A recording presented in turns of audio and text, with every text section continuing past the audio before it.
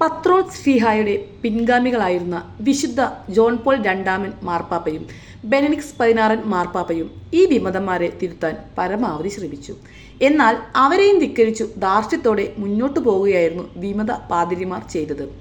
അവസാനം ചരിത്രത്തിൽ ആദ്യമായി അസാധാരണമായി തിരുസഭയുടെ ദൃശ്യത്തലവന് ഒരു വീഡിയോ വഴി സീറോ മലബാർ സഭയിലെ അൽമായർക്ക് ഒരു കൽപ്പന നൽകേണ്ടി വന്നു.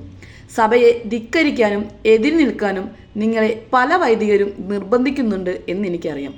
എൻ്റെ സഹോദരി സഹോദരന്മാരെ, നിങ്ങൾ അവരെ പിന്തുടരരുത് എന്നായിരുന്നു സാക്ഷാൽ മാർപ്പാപ്പയുടെ സന്ദേശം.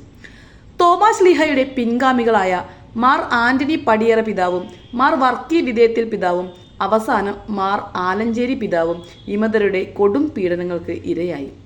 വ്യാജരേഖകൾ വരെ ഉണ്ടാക്കി സീറോ മലബാർ സഭാ തലവനെ അവർ വേട്ടപ്പട്ടികളെ പോലെ നാലുപാടും ആക്രമിച്ചു.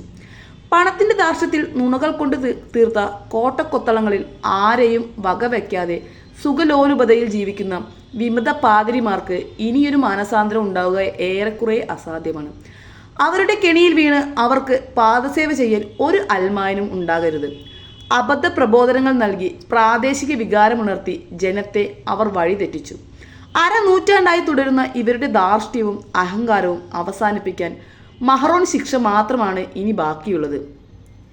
ഈ അവസ്ഥയ്ക്ക് ഇനിയും അറുതി വരുത്താൻ സമൂഹത്തിൽ നിറം കെടുന്ന പൗരോഹിത്യത്തിനും വിശ്വാസത്തിനും വീണ്ടെടുപ്പ് സാധ്യമാക്കാൻ പൈശാചിക ശക്തികളുടെ തല തകർത്ത് സഭയ്ക്ക് ഈ പുതുവർഷം നവചൈതന്യം വളർത്താൻ മാർപ്പാപ്പയ്ക്കും സഭാ സിനഡിനും സാധിക്കണം.